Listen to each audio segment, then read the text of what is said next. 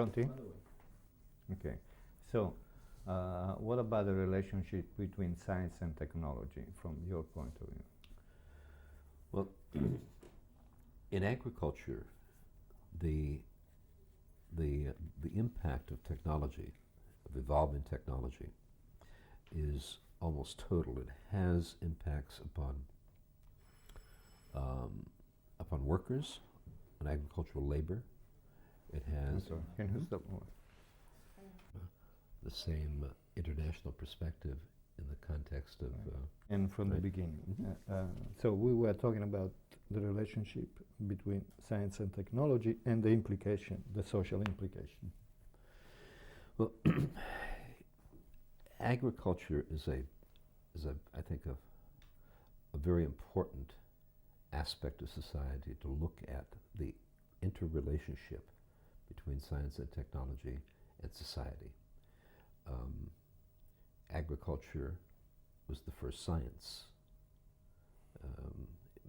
Back in thousands of years ago, society was organized only around agriculture. And agricultural technology has evolved for thousands and thousands of years. Looked at in one perspective, for example, the use of chemicals, the introduction of chemical technology in agriculture, has consequences to the individual consumer because it results in the production of food with the potential dangers of pesticides on them. It has environmental consequences in that the consequences are not retained on the farm itself. It can affect water pollution, it can affect pollution of air, and so that the physical or geographical consequences of some aspects of agricultural technology are very dramatic and very obvious. It can also affect the economics of agriculture, and the cost and the nature of what is produced. That is, I think, probably the way in which many people think of it. For example, the tomato harvester, which was the technological change that first got me into this subject, occurred in California during the 1960s. It occurred very, very rapidly. The tomato harvester was introduced in the production of processed tomatoes, tomatoes that are used for tomato sauce, tomato juice, products like that. And it occurred in an 8-year period.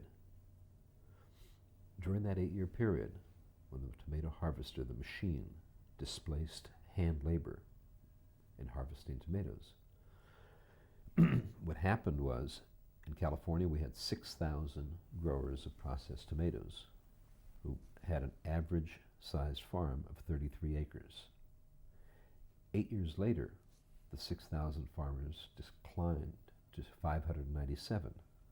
So you had a 90% reduction in the number of farmers. During that same period of time, the number of workers declined from 50,000 to 18,000. During that same period of time in which this labor-saving technology was introduced in agriculture, the price of the product, of processed tomato products, increased by 111%. So there was no necessary relationship between the introduction of this technological change and any reduction in cost of the product. In fact, the product increased very substantially in price. More importantly, when you compare the increase in price of processed tomato products, now produced through this major technological change in machine harvesting. For example, during that same period of time, lettuce increased in price only 39%. Lettuce is 100% hand harvested. Strawberries increased in price only 68%. They're 100% hand harvested. But the tomato, which then converted from hand harvest to machine harvest, the price of that product increased by 111%.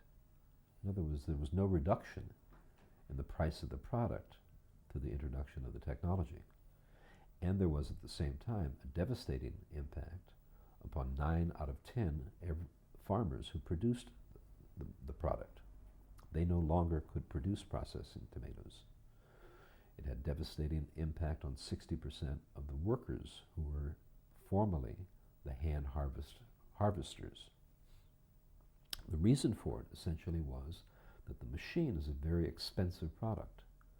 At that time, the machine cost $175,000. Those machines now cost between $400,000 and $600,000. So what that meant was that no farmer could afford to buy the machine unless they had a minimum acreage in which the use of the machine would be productive. When it was first introduced, it could not be productive or economic to use it on less than 125 acres. So you see that at the time that it was introduced, when you had those 6,000 farmers on an average size of 33 acres, no one who was at the average size could afford to use it. They'd have to be 4 times bigger. They would have to be at least 125 acres. So only a handful of the farmers, the largest ones in the state of California, could afford to buy the machine and use it. They did, and they then dominated the entire industry and drove everyone else out of the industry. So 600 remained. If you ask the question, well, who got the benefit of this reduction in cost? The University of California, a few years later, 2 agricultural economists did a very, very sophisticated analysis of this evolution, of this technological change, and looked for the answer to the question, who benefited from it?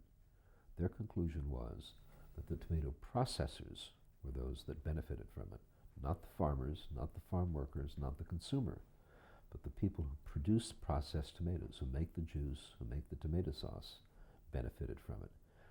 Largely, the reason why is that there's 4 tomato processors that produce 85% of all of processed tomato products. And because there's just a handful of them, and because the machine resulted in a glut on the market, overproduction, that is endemic, it continues to today, even 25 years later. There's always an excess of tomato product produced. So the price to the processors declined substantially, but they did not pass on the reduction in price to the consumer. In fact, they increased the price disproportionately. So when one examines this little microcosm of the evolution of the tomato harvester, one finds consequences that are often seen in a lot of technological progress, in that somebody captures the benefit of it, but not necessarily the consumer. Can you try to explain us the relationship between university, the agribusiness corporation? I mean, how this innovation, who control the scientific and technological innovations market? Well, in California, and this doesn't differ really throughout the United States, this is a structural thing that in agricultural research is common throughout the country. The University of California is funded by federal and state funds for agricultural research. It takes all of those funds and hires, in California, 1,000 agricultural scientists. Each one of them is only required to spend about 25% of their time teaching, and they're expected, the other 75% of their time, to do research. All of the governmental funds are spent on salaries and equipment and plant. To do a research project, you need some additional money for other equipment, to hire graduate students and so forth. So that in the average agricultural research project, 90% of the funds are public funds that are in place. And the scientist then has to go out and acquire the additional 10% of funding. And the University of California spends about $150 million a year in agricultural research. About 15 million of that comes from private industry. And the private industry provides the research for a particular objective. And by providing the 10% and combining that 10% private money and 90% public money, they are then able to guide the direction of the research with just a handful of the money going into the project.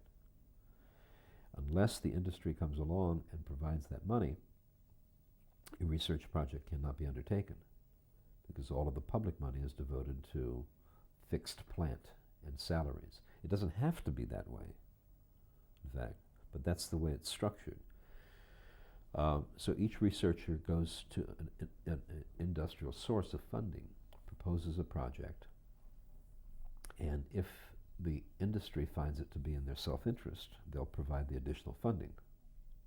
So what you have in essence is, for a bargain price, industry is able to control and guide the direction of agricultural science and agricultural research by putting up just a handful of dollars. We call this concept leverage.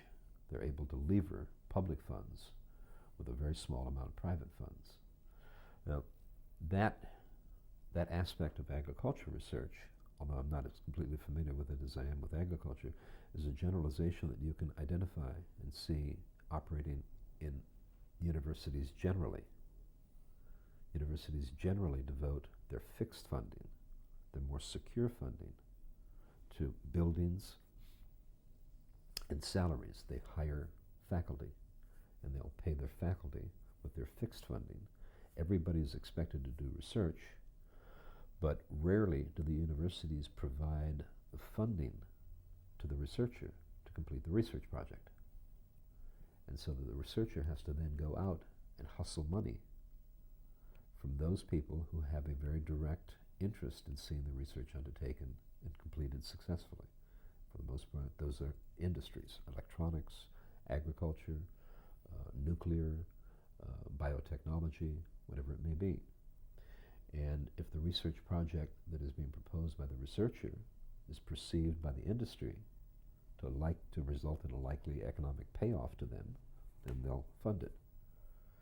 So what it does, it converts researchers into salesmen, in essence, for they're selling their resource, their intellectual resources, to industry, so that industry then benefits from what we as society create and devote to the concept of a university, the concept of an intellectual resource. We collectively pay for that, and then the benefit is largely accrues to private industrial sources, who then at the tail end of that process make it work.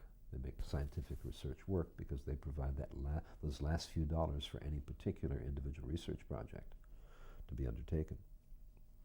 Can you give me some examples of the way that they control and guide the research at the university? Let me give you a very concrete example. Yeah. There's a company called Calgene that is located in Davis, California, where the University of California's principal agricultural research campus is located. A biotechnologist by the name of Ray Valentine, Professor Valentine, was a faculty member there. And he was a key early scientist in biotechnology in agriculture, the application of biotechnology to agriculture. He started there as just another faculty member. He had some ideas, and then he created Calgene as a private company off campus. He was the president of Calgene. And at one point, Allied Chemical Company began supporting his research. This was just about the time that he created Calgene. And Allied Chemical Company then at one point donated $2.5 million to the university to support Professor Valentine's biotechnological research. But Professor Valentine was at some part of the day, Professor Valentine, working as a faculty member on campus. He was also President Valentine, president of Calgene, this company across the street, figuratively across the street. So from 10 o'clock in the morning till 10:30, he's Professor Valentine, but from 10:30 to 11 o'clock in the morning, he's President Valentine. He's a public resource, but he's a private entrepreneur at any time of the day. Professor Valentine had some 24 graduate students whose graduate research and dissertations he was supervising. And it seems as though all of those research projects had a very direct, positive, beneficial impact on the work that Calgene was doing. In other words, he was taking those graduate students, suggesting research directions for them for their dissertations. And each research project would be something that he would then take from the campus, take it over here to Calgene, and then exploit it economically.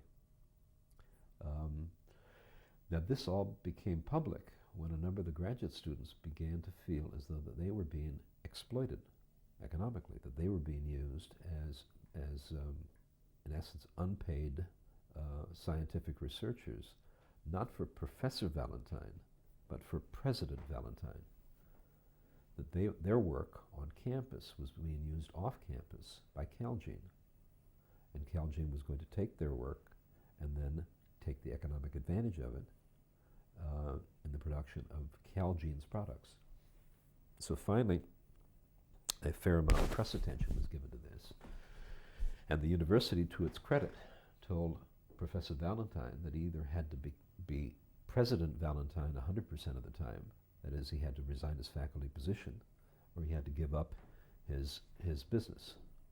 And he chose to give up his faculty position. He's no longer a researcher. He teaches. He continues to teach, but he doesn't conduct research as a government employee, as a faculty member. He decided to opt for his private economic perspective, or his economic role in Calgene. That's an example of the interrelationship. Another person who's what about is Carl Gerasi, the developer he developed Syntex Corporation, and Syntex was a principal entity in producing the birth control pill. The pill, Gerasi was a scientist who did some of the original scientific work there. But Gerasi was on the Stanford campus as a faculty member, and at the same time developed a company that exploited the scientific research that he did on campus. No, what I was asking you is when and how the corporation or the private interest are willing to say you have to stop with this research because we are not anymore interested, or you have to keep going. How does it work? I mean, the relationship between the corporation. Yeah, there was a very good example of that in agriculture. Just shortly after, or during the time that the tomato harvester was being developed in California, there was research going on to develop mechanized harvesting of many other crops. And two crops in particular, I think, provide a good example of the degree of industry control over science. At the same time they were developing the tomato harvester, they were developing harvesters for onions and for asparagus. Well, the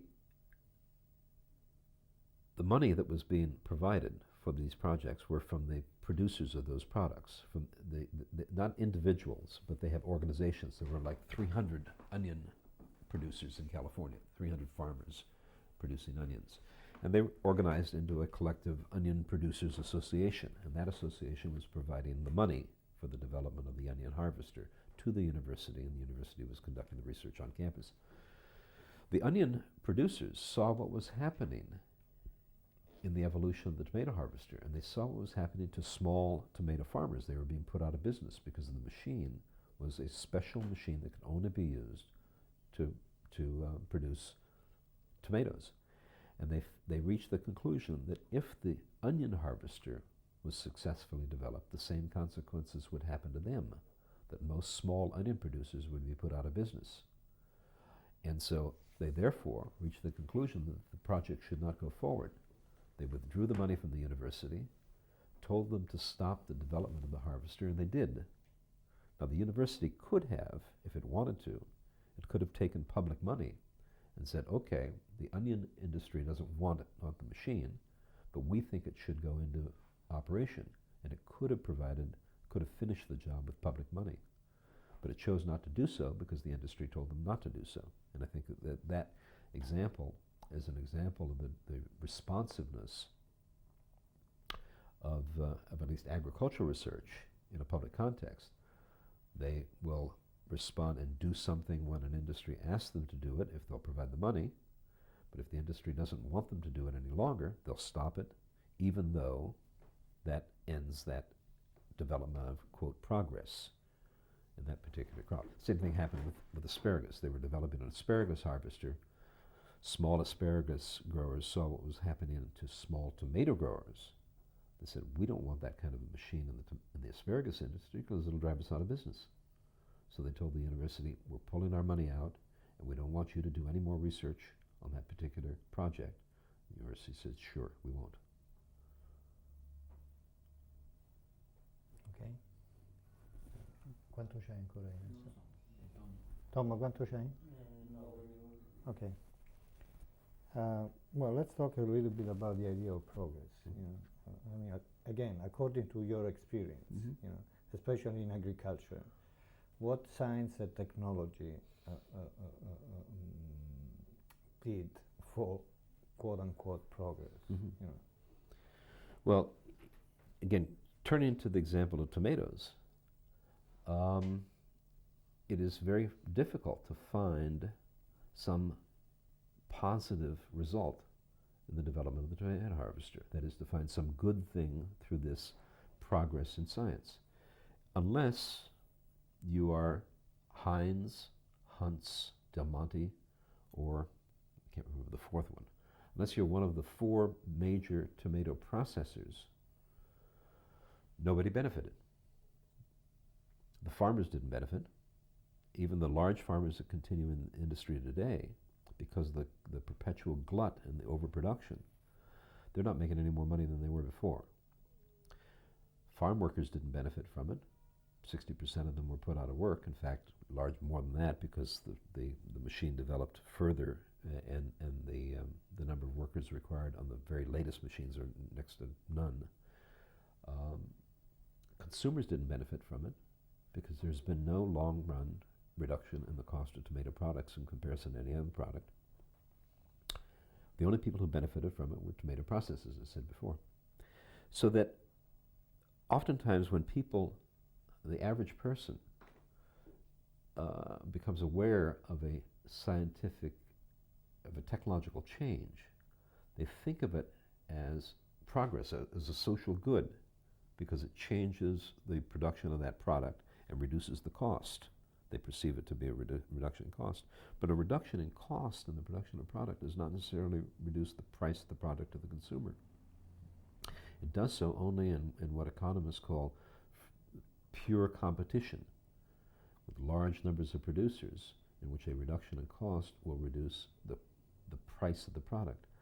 That is very, very rare in actuality, that you have those kinds of markets. And so that very frequently a technological change in those particular industries in which there are few producers will result in increased profit to the producer, but not reduction in cost of the product. Now, that's the economic perspective, but I think that there's a more important perspective, because most people tend to think of technological change as being per se desirable. That's the idea of progress.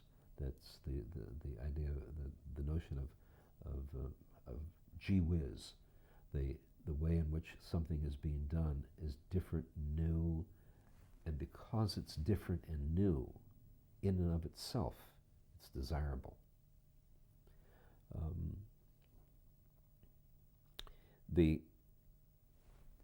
Only, I think, within the last 50 years or so, have we begun as a civilization to realize that scientific progress is not necessarily any particular example of scientific progress, of scientific change, technological change, is not necessarily progress, that it has its downside. There's the potential negative consequences of any technological change, And increasingly we're becoming more and more aware of this. This awareness has not yet fully been incorporated into governmental structures, for example. We're in the process right now of trying to incorporate that kind of a consciousness in agricultural research. And our objective is to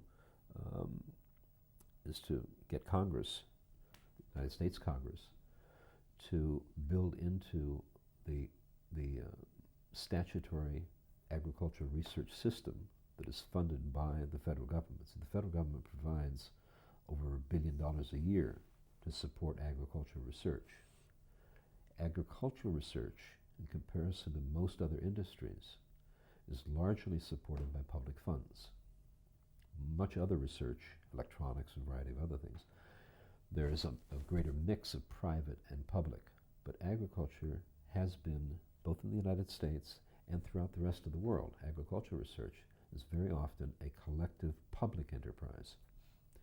And we hope that by the end of this year, Congress will incorporate into the federal structure of agricultural research in the United States a requirement that whenever a research project is being proposed to be undertaken, at the time that a decision is made to undertake it, that there will be a unit, an element within the decision-making process that will try to examine the potential social and economic consequences of that research if it's successful. So that right at the very beginning, when a research project is undertaken, the potential negative consequences will surface, they'll be understood, and then other elements within society will be able to adjust to that, and so that they will not do it at the end of the pipeline, but at the beginning. In one particular way to deal with the negative consequences of technological change is to realize as best as possible when, right at the very beginning, when that change is being proposed, when that research project is being undertaken, to ask the question, what will happen if this is undertaken and it's successful?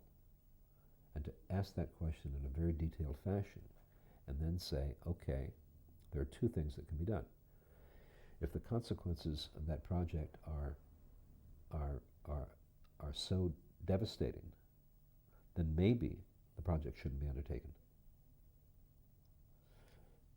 If they're not so devastating, then maybe the thing that should be done is society should try to adjust to the consequences.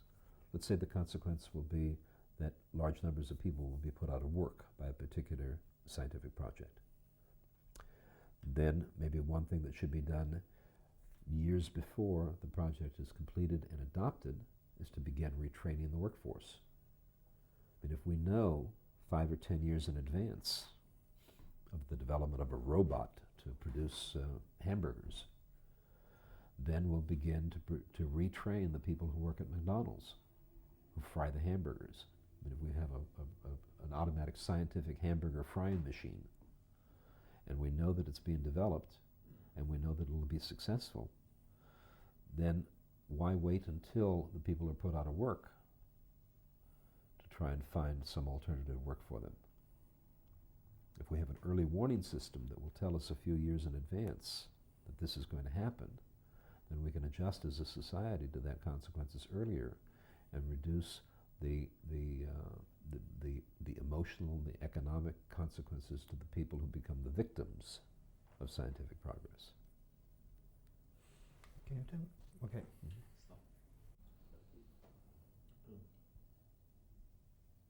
Posso andare? Okay, you were saying we are OIM for new ideas, okay, for innovation. Right. What I'm suggesting is not necessarily just a sort of a knee-jerk reaction against science and a means of stopping progress, but rather I think a recognition that our knowledge, the knowledge that we have of the economic and social consequences of scientific evolution is at a much less advanced stage than the scientific knowledge itself. And that what we need in society is new knowledge and the evolution of new knowledge. We need scientific progress in the economic and social consequences of scientific progress itself, so that we can make better decisions. One, whether the particular research project itself should be undertaken. And I think one of the consequences of this kind of evolution of technology assessment would be is that in some instances we would be better able to make a decision at the beginning not to undertake the research project. Let me give an example. Chlorofluorocarbons are the chemical that are used in aerosol sprays, for underarm deodorants, for hairspray, and so forth. Well, we've found recently that the effect of the use of those products is that the chlorofluorocarbons go into the atmosphere and hit the ozone layer and destroy the ozone layer. It's part of the whole global warming problem that is increasingly being recognized by society. If we knew 20 or 30 or 40 years ago, when chlorofluorocarbons were developed as a chemical component for aerosol sprays, that the eventual consequences of the use of this new technology would be to destroy the ozone layer and potentially destroy life itself. If we knew that then, 40 years ago, then it would have been a wise decision to stop that project. To say, no, the benefits of that, being able to spray deodorant under your arm instead of taking a stick and rubbing the deodorant on, the benefit of having a hairspray that you can spray on your hair, as opposed to taking that same product and putting it on your hand and putting it on your hair, the benefits do not outweigh the dangers of destroying life. That it is better that we will use deodorant in a stick instead of a spray, and therefore we will be able to preserve the ozone layer, that critical part of our atmosphere that makes life possible. So if we knew what the consequences would have been, I think it's quite fair to say that that project would not have been completed and undertaken. So there are certain aspects of technology assessment, of trying to examine the economic and social consequences of a new technology, that would in fact and should result in the project not being undertaken. But for the most part, I don't think that would be the consequence. I think for the most part, what we would do, if we had better knowledge at the very beginning of a particular scientific research project of what its ultimate consequences would be, is that we would adjust in society for those consequences. We'd make the kinds of changes in employment policy, in environmental policy, and all other aspects, whatever those particular changes will be, we will be prepared for the consequences much earlier. And so this concept of technology assessment, this concept of trying to analyze the economic and social consequences of technological change, is not anti-science. It is pro-science, but it's pro-science of a different science. It is a positive evolution in economic and social analysis of science, so that society can better adjust and accommodate with the consequences of scientific change. And do you believe that something like this can be done? Because I give you an example. A lot of time, you need time to realize the consequences. And also you have to invest a lot of money in order to monitor the situation. Because for instance, at the beginning of the century, the automobile was seen as a solution for pollution in the cities. And also to free people. Yeah. So what do you think about it? You can take any particular technological change and look back 30 or 40 years, let me state it differently. You can take a particular technological change and look at it 30 or 40 years later and see with much greater clarity what the consequences of that technological change was. And then you can say to this idea that I'm putting forth, well, you can only do that after the fact. You can't really understand what the consequences are until it happens. And so what you're suggesting, Abascal, is preposterous, because how can you do this in advance? How can you predict what the consequences will be of any particular technological change in advance? Well, if you begin to do this, over time you will acquire a base of knowledge, and you will reach certain generalizations that you will be able to apply and make future predictions much more accurately. You will see, for example, that the development in agricultural research, let's take a narrow subject, that the development of machinery that has specialized use and has a particular cost has a particular scale consequence. That is, a particular machine will not be economically usable on a farm that is less than a certain acreage. Now, what you get out of that is a concept called the concept of scale, size. What are the consequences of the size implications of a particular technology? And as you begin to see examples of that, and as you study each particular project with hindsight, over time, your understanding of the concept of scale or size becomes better and better and better, so that you are better and better able in the future to be able to predict the consequences of a particular technological change in the future. So it is true that because of what I said earlier, our economic and social science as applied to technological change is much more crude, it's much earlier in the stage of development than the science itself that it tries to study. And so initially, it is not going to be that accurate, not going to be that successful in predicting change.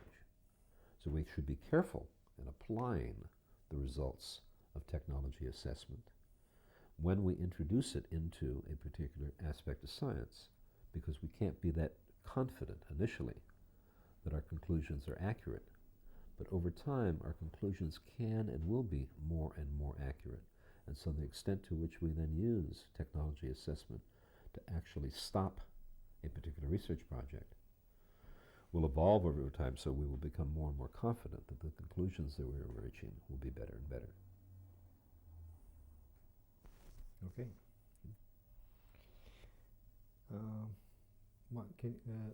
Can you tell me something about what you were saying before about the union dues? I mean, right.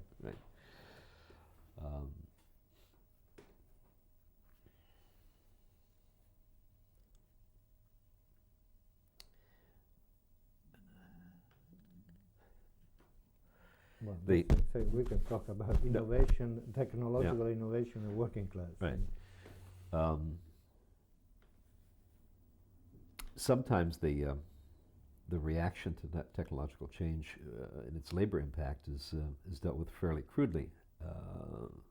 I learned a few years ago that one reaction in Japan to the introduction of robots in the production of goods was met with a response where the unions were objecting to the introduction of robots because it would destroy jobs, and management then offered to the unions to pay dues on behalf of each robot, that if a robot displaced a worker, that the employer would then pay dues to the union on behalf of that robot, so that the union itself would not have a reduction in dues.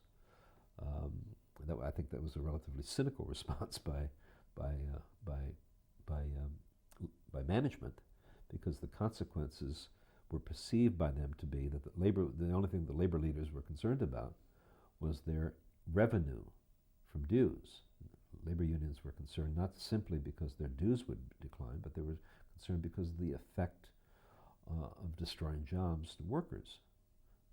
But management's response was very crude and simplistic and sort of cynical. Well, we'll pay you dues for each particular robot. In fact, I understand, though, that while I don't think that this concept has been introduced yet in the United States, that in a number of countries, I think Scandinavian countries and in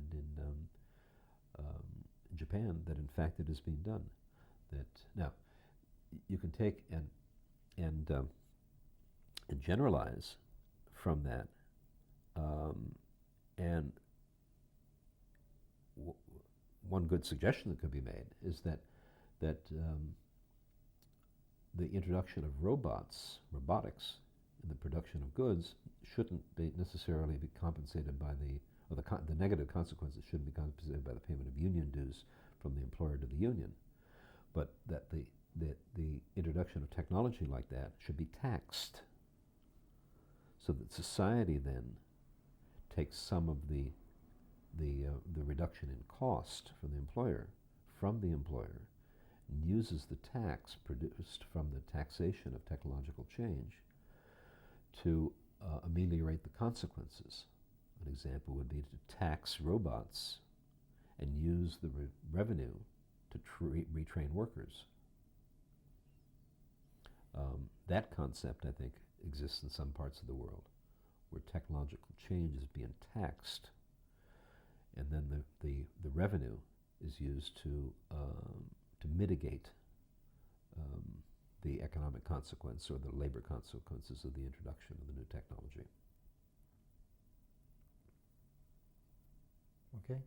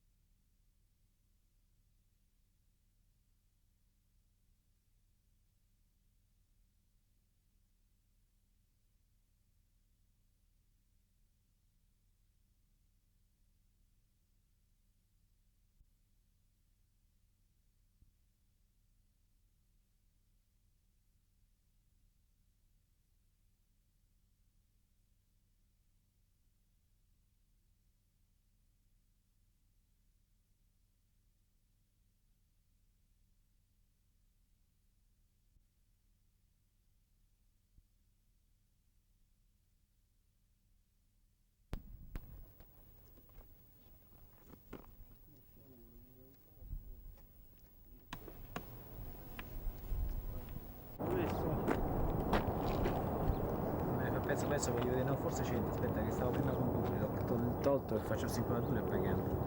Un attimo solo. Così vediamo la città e poi vediamo il totale.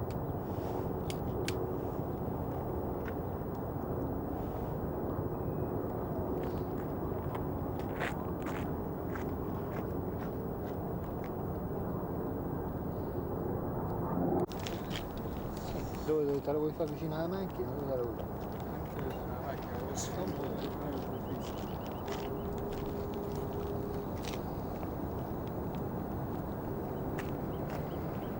Si vede fresco?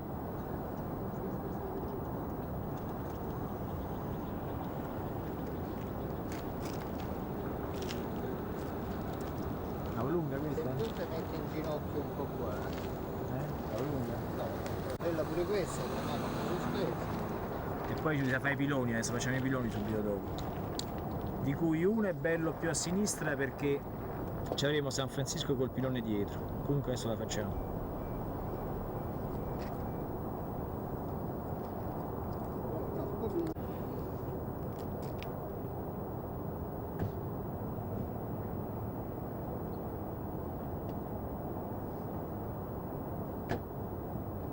Meglio dire.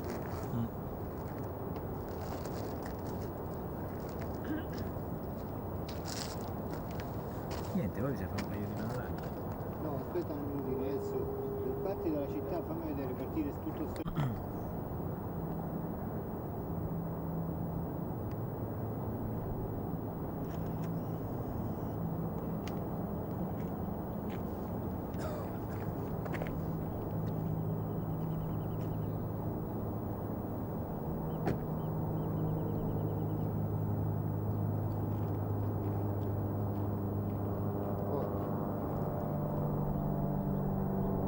Vuoi fermare Alex? Troppo lenta?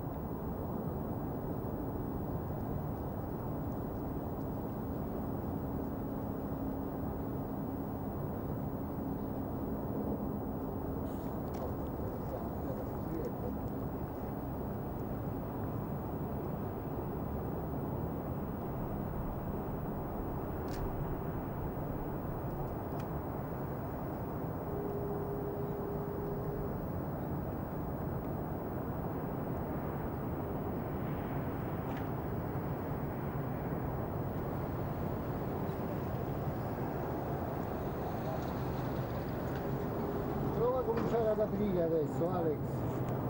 Sì.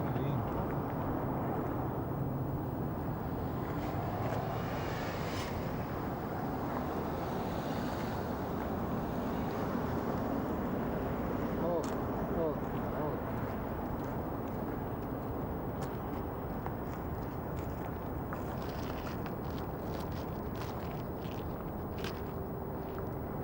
Perfetto. Stop. Proviamo a vedere. Facevo 10 secondi,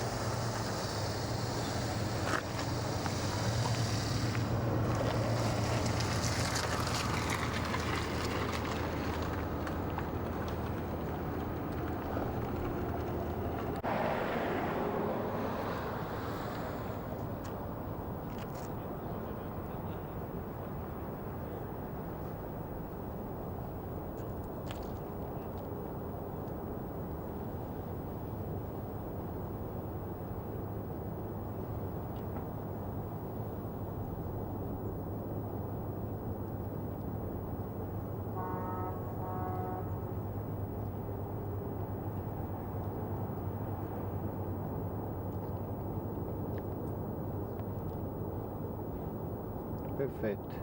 Senti, ne avevi fatto.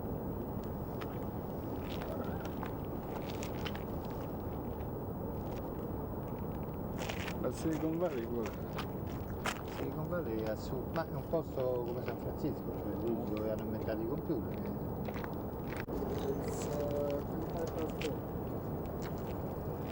Parla così.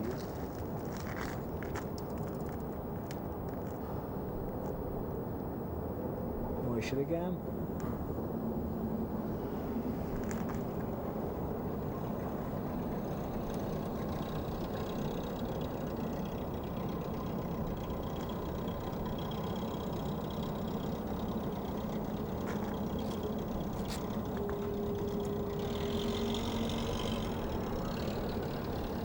Ok. Andiamocene in giù. Ecco uscito, sì, sì, qui basta. Mazza, quando si parte siamo tutte, visto? Che si dovrebbe vedere pure le macchine sull'altro. Sì. Vogliamo fare un'apertura adesso?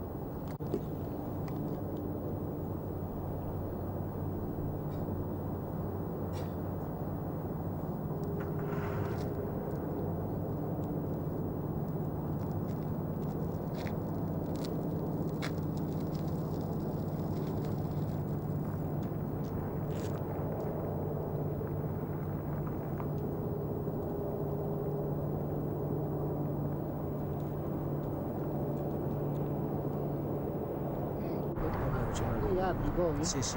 Vai. E poi una...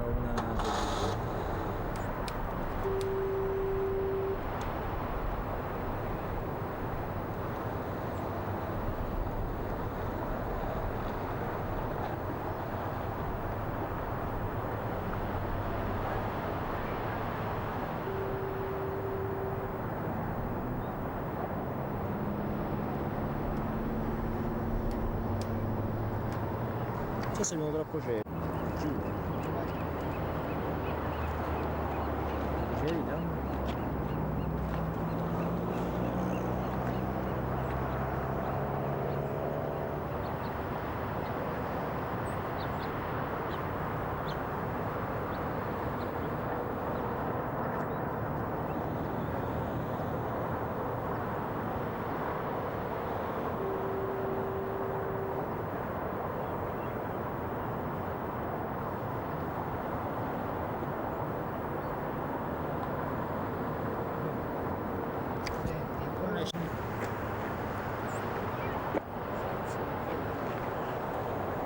Sì.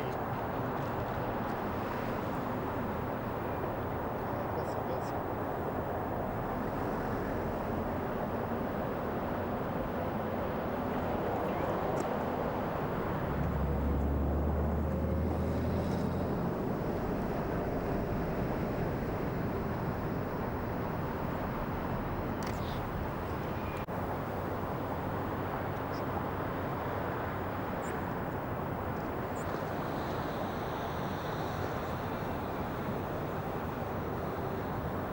Qui c'è il traffico. Che cazzo segnala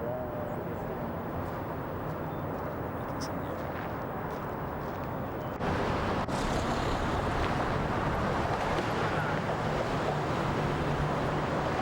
Poi faccio un orologio di